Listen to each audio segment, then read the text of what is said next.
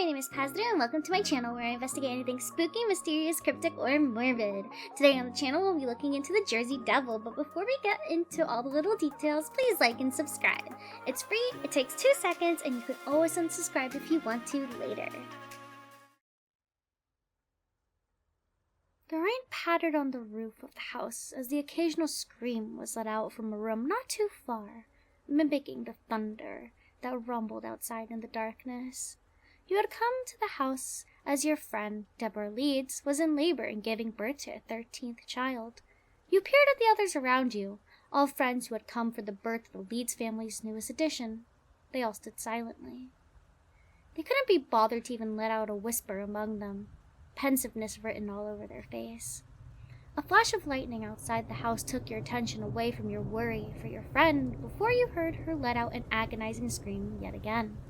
You turned your attention to the door of the room that she was giving birth in, and after a few minutes, you could have sworn you heard her shouting a curse. "Let this child be the devil," it lingered in your head. A sense of foreboding started to settle into your stomach as you drifted into your thought that you didn't even notice the wailing had ended. "You can come in now." You snapped back into reality as the housewife now stood in front of the bedroom door, motioning for the others gathering around in the hall to come and see the newborn. Shuffling echoed in the room as everyone quickly made their way into the Leeds bedroom chamber, and you followed suit, excited to see the baby and Deborah. But that excitement quickly flushed out of your system as you saw the horror stained onto Deborah's face as she stared at what you assumed was Deborah's child, wrapped in a blanket. The sense of foreboding quickly swept back into your system as Deborah's husband asked what was wrong. But soon enough, you saw it too.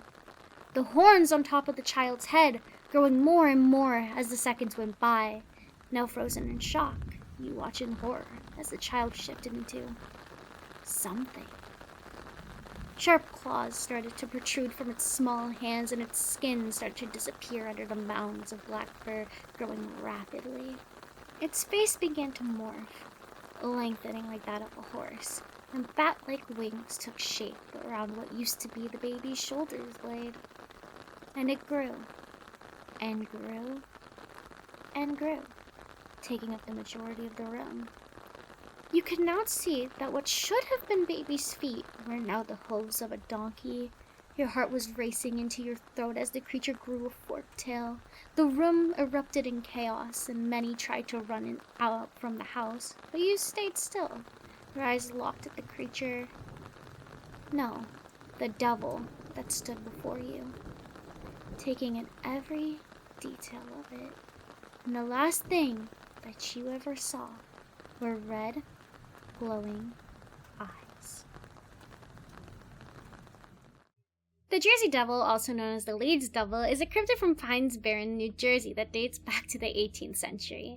The creature is described to be a bipedal, hoofed creature with horns, black fur, bat-like wings, a horse-like head, a forked tail, and glowing red eyes. The creature is also known to be nocturnal, malevolent, and elusive.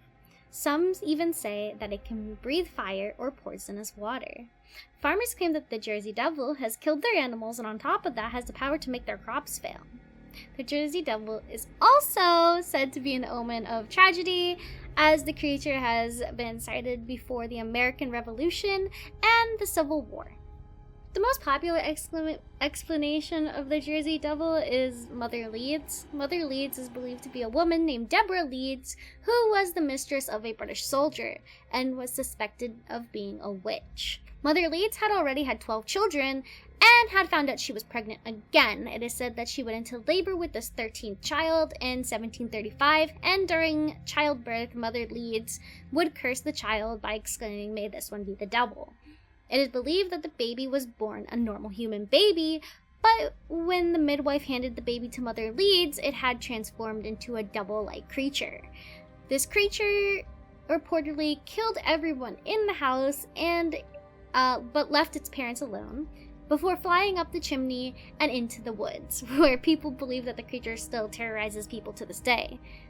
This legend, however, probably is heavily influenced by the culture in New Jersey in the 1700s, as witchcraft was highly frowned upon, as the majority of people in the area at the time were Puritans. And the number 13 is also making an appearance in the story, as it goes back to the superstition of number 13 being bad luck, evil, or an omen in American culture. So yeah. Some believe that the origin of the Jersey Devil actually predates 1735, as the Lenape tribe in the area called the area Papugesing, I believe it's how it's pronounced, I'm not too sure, but it translates to place of the dragon. And on top of that, Swedish explorers would later dub the area Drake Kill, which translates to Dragon River, or Dragon Stream, or some type of body of water is what Kill kind of translates to. And with this, and the fact that Jersey Devil does have a lot of dragon-like traits to it, it's believed that Jersey Devil could actually be like a living, breathing dragon that is living in the area since before Mother Leeds even existed, making the story just a way to explain the creature that the locals had no idea how else to explain at the time. Another theory for the legend of the creature actually goes back to a smear campaign of all things. A historian named Brian Regal theorizes that Mother Leeds' story could have originated from Benjamin Franklin, of all people, because he wanted to slander a rival almanac publisher named Daniel Leeds, which is outrageous to me. So anyways, Franklin basically described the entire family to be monsters, and that Daniel was the Leeds devil. So Daniel Leeds' family was actually a very prominent family in southern Jersey and the Pines Barren area, which is where the Jersey Devil is said to reside, so it kind of lines up. And the reason that this smear campaign had actually caught on was because Daniel Leeds, who was a Quaker at the time, liked to add astrology to his almanac, and other Quakers did not like that, as astrology was too pagan and blasphemous for them. So they proceeded to censor and destroy Daniel's version of the almanac. So Daniel, now fueled by pure spite from the censorship, because me too, I would be that way too. I love to run on pure spite. Anyways, he goes on this spite-filled rampage where he decides to publish even more astrological Christian things in his almanac, such as Christian occultism, mysticism, cosmology, I can't say that, anyways, demonology, angelology, and natural magic. What a guy. He was really on one. He was really just spiting those Quakers, and honestly, me too. I would go head deep into paganism if that happened to me. Anyways, the Quakers did not appreciate this and continued to censor his almanac and basically be like, yeah, no, we don't like this guy, we don't like what he's doing, this shit does not line up with our beliefs here. So the whole thing actually drove Daniel to convert to Anglicanism, I think that's how you pronounce it, and he even went as far to publish an anti-Quaker literary work criticizing Quaker theology because of this. Anyways, so this is where the whole idea that this Jersey Devil thing could actually just be Daniel and his family, as he was pretty hated by certain religions that would be you're the devil because you're adding astrology into your shit. My guy, we like Benjamin Franklin more because he doesn't add astrology into that shit. No astrology, it's for the devil. Fuck witches, you know? Oh, that shit's so funny. I don't know why I find this so hilarious. I'm sorry. Anyways, I'll continue. So some other people believe that the Jersey Devil could actually just be some kind of living dinosaur, specifically a pterodactyl or a dimorphodon. I think that's how you say it. I'm sorry, I'm the worst at pronouncing things. Anyways, others believe that it might be related to the Montauk monster, which is a carcass of an unidentified creature that washed up onto the shore of Montauk, New York in 2008. And though experts claim that it's a carcass of a raccoon, people still speculate that it's not really a carcass of a raccoon. It's related to the Jersey Devil. Woo! Honestly, seeing that raccoon, like the carcass, it kind of looks weird for a raccoon, I'm gonna be honest. But I mean, like, if experts say so, I'm just gonna go with it. So sightings of the Jersey Devil are kind of funny to me, at least, because in New Jersey, no matter what creature you're looking at that's in question, that, you know, is not definitely, like, they can't definitely put their finger on it, like, it's definitely not something you'd see every day based on, like, pictures or eyewitness statements and recounts, then it's the Jersey Devil. Like, no matter what it looks like. So, you're the Jersey Devil, and you're the Jersey Devil, and you're the Jersey Devil too.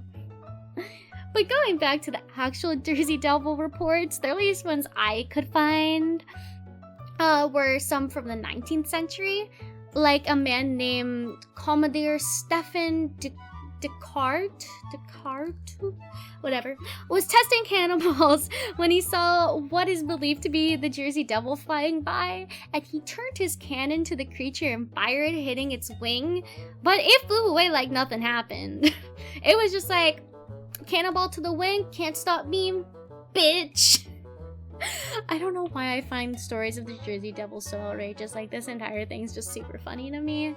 Like, I'm so serious about every other cryptid, but then I hear the Jersey Devil and I'm here, like, making jokes and laughing and shit. I can't take him seriously.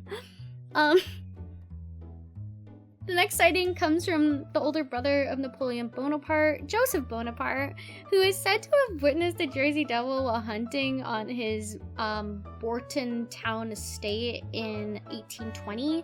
He is said to have spotted strange tracks that looked like the tracks of like a donkey, but with only 2 legs. And he also notes that one foot was larger than the other, and the tracks had ended abruptly. He stayed wondering what kind of animal could have made those tracks when he heard a strange hissing noise behind him, and when he turned, he found himself face to face with a large winged creature that had a horse-like head and bird-like legs. He got so scared that he had actually forgotten that he had a rifle on him, and he just stood there staring back at it like, hey, what's up, dog? And the staring contest had finally ended when the devil ended up flying away. Because you just completely forget you have a gun on you. Anyways, later in 1840 to 1841, farmers ended up blaming the Jersey Devil for multiple killings of livestock around the Pines Barren area. I believe they also blamed him for ruining their crops as well. Because fuck you and fuck your crops. And then in 1909, I believe it was January of 1909, a mass amount of Jersey Devil reports swept in from all over New Jersey, and newspapers began reporting on these sightings. So the sightings continued to spread into surrounding states, causing newspapers to publish hundreds of sightings. In Haddon Heights, it was reported that the Jersey Devil was now attacking trolley cars, which caused other towns in the state to start having armed guards in every trolley. Because he can survive a cannonball, but he can't survive American guns. But a cannonball? Yeah, nothing to him. Anyways, in Camden, Pennsylvania, it was claimed that the creature had actually attacked a social club, and it was actually shot at there, according to what I could find. But it did absolutely nothing to him because he can survive a cannonball. So, like, I don't know. Guns ain't working here, unfortunately. Sorry, guys. This thing's got plot armor. So the fear started to spread around due to the press, constantly printing the stories. And this caused Delaware Valley to have its schools shut down and have workers stay home because they were so scared that the Jersey Devil might be in their area and might attack them.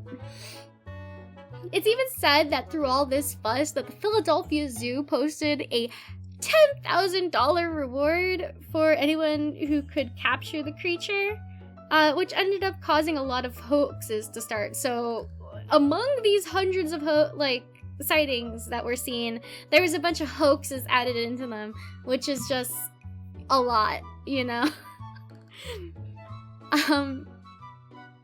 And then in 1925, a Greenwich Township farmer shot an unidentified creature that was trying to steal his chickens.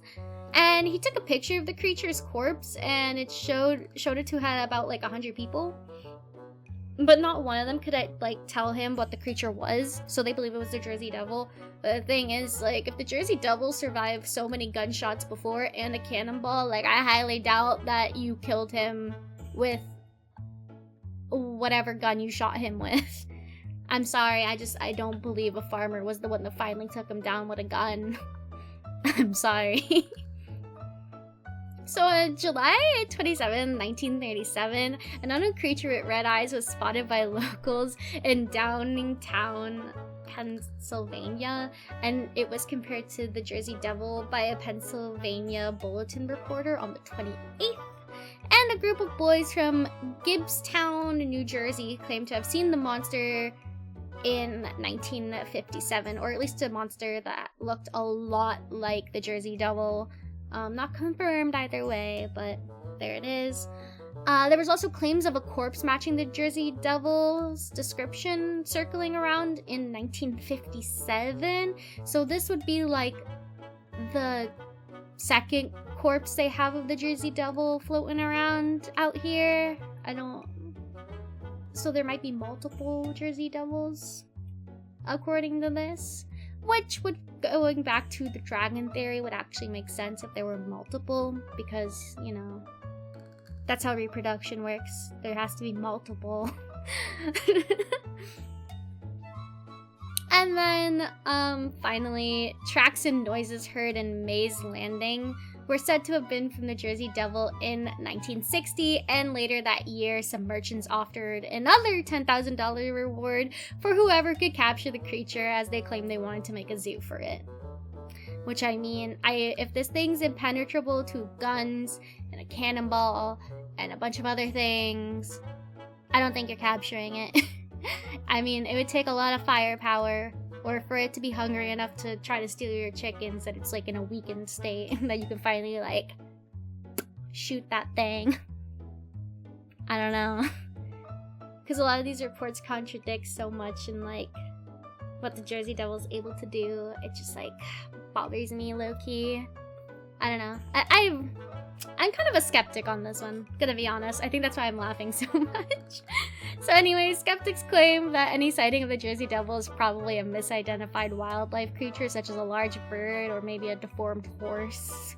On top of that, not too many researchers care to research the Jersey Devil, as too many hoaxes of the creature have already been debunked. Like I said before, a lot of people started doing hoaxes for prize money, so, I mean, there you go. Also, I saw this one picture that looked like somebody had just chucked a goat into the air, took a picture, and then photoshopped some wings onto that bitch, which I think is hilarious.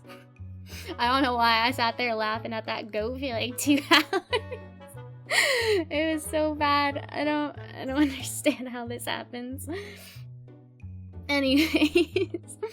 But whatever the case, the Jersey Devil keeps its grip in New Jersey and even the rest of the world to this day.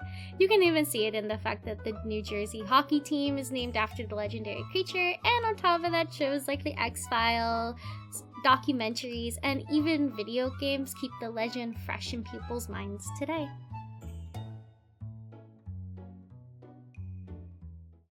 I almost forgot to record this part, but thank you for watching. I really appreciate it. This one was a fun one for me because it's I don't know, it's really funny to me. I don't know, a lot of the parts about the story and stuff like that. I don't know, it's really silly, really goofy, really fun time.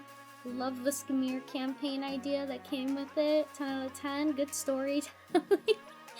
Anyways, I just wanted to pop in at the end and say thank you for watching, and to remind everyone to please like and subscribe. It really helps me. And yeah. Everyone have a good one, stay safe, and I'll see you in the next one. Bye!